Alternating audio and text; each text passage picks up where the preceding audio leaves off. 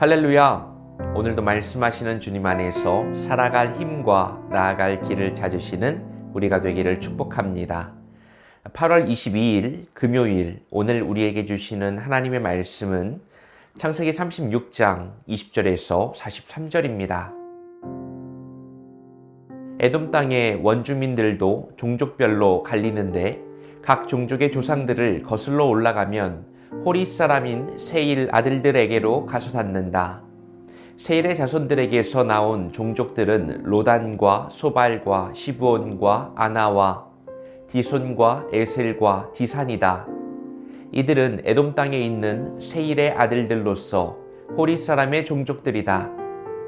로단에게서 나온 종족은 호리와 헤맘과 딥나, 로단의 누이이다. 소발에게서 나온 종족은 아란과 마나핫과 에발과 스보와 오남이다. 시몬의 아들은 아야와 아나이다. 아버지 시브온의 나귀를 칠 때에 광야에서 온천을 발견한 사람이 바로 아나이다. 아나의 자손은 디손과 오홀리바마 아나의 딸이다. 디손에게서 나온 종족은 햄단과 에스반과 이드란과 그란이다. 에셀에게서 나온 종족은 빌한과 사아완과 아간이다. 디산에게서 나온 종족은 우스와 아란이다. 호리 종족의 조상들은 로단과 소발과 시브온과 아나와 디손과 에셀과 디산이다. 이들은 그 갈래를 따라 분류하면 세일 땅에 사는 호리 종족의 조상들이다. 이스라엘에 왕이 아직 없을 때에 다음과 같은 왕들이 차례로 에돔 땅을 다스렸다. 부올과 아들 벨라가 에돔의 왕이 되었다. 그의 도성의 이름은 딘하바이다. 벨라가 죽으니 보스라 사람 세라의 아들 요밥이 그의 뒤를 이어서 왕이 되었다. 요밥이 죽으니 대만 사람의 땅에서 온 후삼이 그의 뒤를 이어서 왕이 되었다. 후삼이 죽으니 부닷의 아들 곧 모압 벌판에서 미디안 사람을 친 하닷이 그의 뒤를 이어서 왕이 되었다.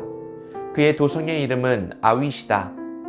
하닷이 죽으니 마수레가 출신 삼나가 그의 뒤를 이어서 왕이 되었다. 삼나가 죽으니 유프라테스 강가에 살던 르호봇 사람 사울이 그의 뒤를 이어서 왕이 되었다. 사울이 죽으니 악볼의 아들 바알 하난이 그의 뒤를 이어서 왕이 되었다. 악볼의 아들 바알 하난이 죽으니 그의 뒤를 이어서 하닷이 왕이 되었다.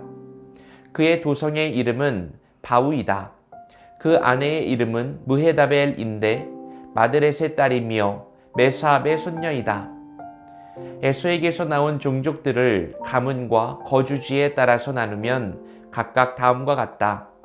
그 이름은 딥나와 알와와 여댓과 오홀리바마와 엘라와 비논과 그나스와 대만과 밉살과 막디엘과 이람이다.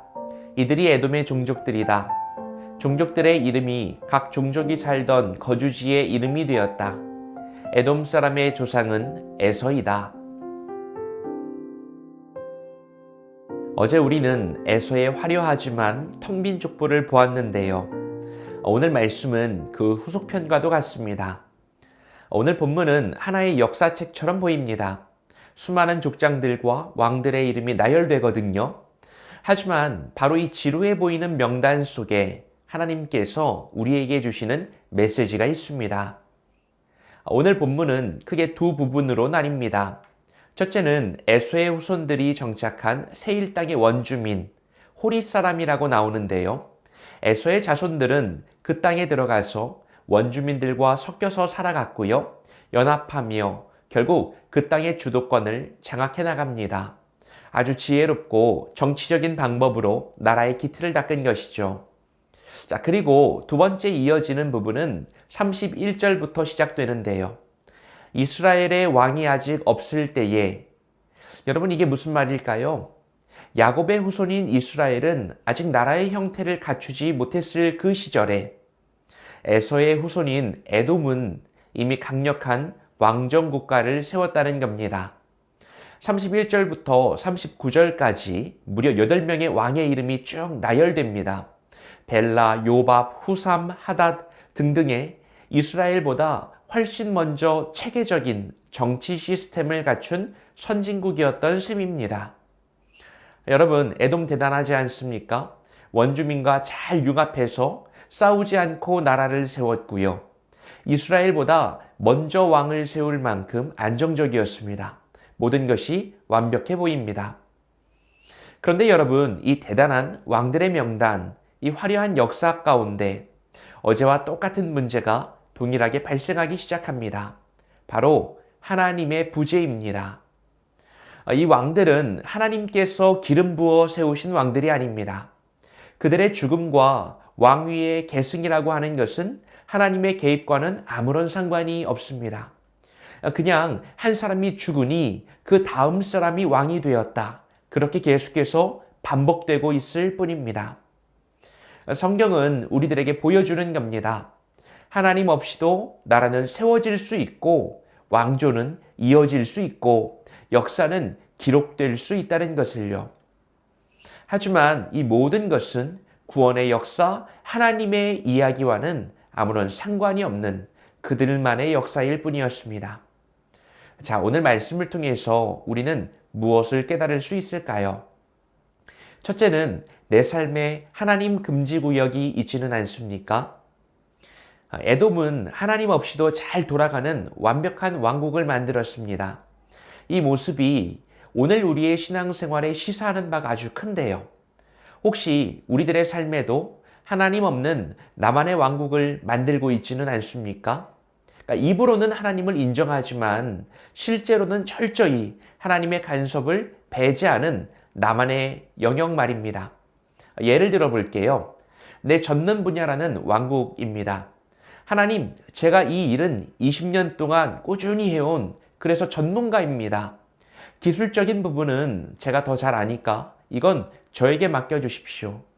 자신의 경험과 지식을 하나님보다 더 신뢰하는 영역입니다. 그곳에서는 기도가 형식적인 절차가 될 뿐 결정적인 순간에는 언제나 자신의 판단이 앞서게 되죠. 또 있습니다. 내 자녀라고 하는 왕국도 있어요. 자녀를 너무 사랑하기 때문에 하나님의 인도하심을 기다리고 맡기기보다는 내가 가진 정보력, 내가 가진 경제력으로 최고의 길을 만들어 주려고 하는 조급함이 앞서는 겁니다. 하나님, 우리 아이의 미래만큼은 제가 설계해야 합니다. 하나님, 이 아이에게 가장 좋은 것을 제가 줄 겁니다. 그런 마음으로 하나님의 계획보다 내 계획을 굳게 따르는 겁니다. 이런 부분은 수없이 많습니다. 내 마음대로 사람을 판단하고 미워하는 관계의 왕국. 하나님의 공급을 믿기보다는 내 불안함이 주인이 되어버린 재정의 왕국. 다양한 모습들이 있을 거예요. 여러분, 이런 모습을 가장 정확하게 진단하는 방법이 있습니다. 내가 기도하는 모습을 점검해 보면 되는데요. 다른 기도는 하나님의 뜻과 하나님의 방법을 구하면서도 자신이 사로잡힌 영역에 대해서는 하나님이 자신을 따라오도록 내 스스로가 더 큰 주도권을 가지고 명령하며 기도하기 시작하는 겁니다. 기도해도 여전히 마음에 평안이 없는 것도 마찬가지일 겁니다. 왜냐하면 나 스스로가 통제권을 꽉 쥐고 스스로 모든 것을 통치하려고 하기 때문입니다. 하나님의 도우심을 구할 필요를 느끼지 못하거나 혹은 내 뜻대로 안 될까봐 두려워서 온전히 맡기지 못하는 것이죠. 그곳은 내가 왕이기 때문에 모든 책임과 염려와 모든 무게를 나 혼자 짊어져야 하는 고독한 자리입니다. 오늘 아침 성령님께서 여러분의 마음을 비추실 때에 용기 내어서 그 왕국의 문을 열고 밖으로 나오시기 바랍니다. 주님이 나의 모든 영역의 주인이 되실 수 있도록 주권을 그분에게 둡시다. 둘째는 나의 인생은 어떤 역사로 기록되길 원하십니까? 에돔의 역사는 세상의 눈으로 볼 때는 성공의 역사입니다. 누가 왕이 되었고 또 어떤 도시에서 살았고 또 세상적인 업적들로 빼곡합니다. 반면에 동시대 사람 야곱의 역사는 어떻습니까? 고난과 씨름과 실수와 연약함과 넘어짐과 회개의 연속이 반복되고 있습니다. 세상의 기준으로는 초라해 보일 수 있다는 거죠.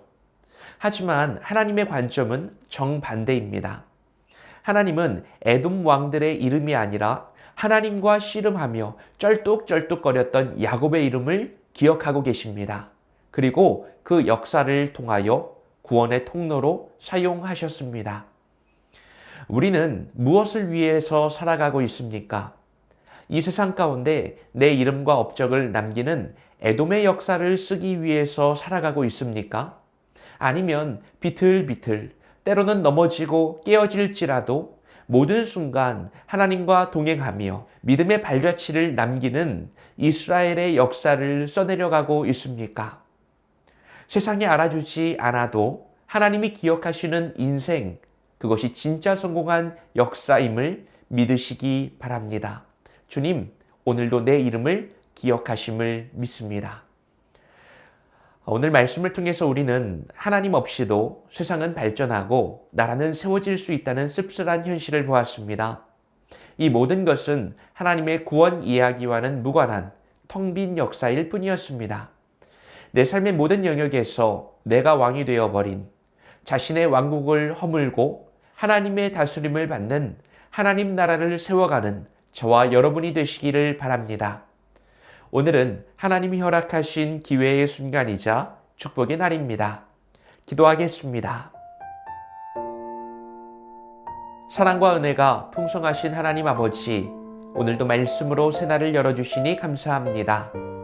이스라엘보다 먼저 왕을 세우며 번성했던 에돔의 역사 속에서 하나님의 부재를 봅니다.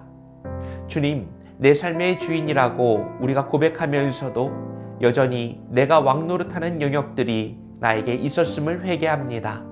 나의 직장, 가정, 재정, 관계 속에 세워진 나의 왕국을 무너뜨려 주시고 오직 주님만이 다스리시는 하나님 나라가 임하게 하옵소서. 세상이 알아주는 성공의 역사가 아니라 하나님이 기억하시는 믿음의 역사를 써내려가는 복된 인생이 되게 하여 주옵소서. 예수님의 이름으로 기도합니다. 아멘.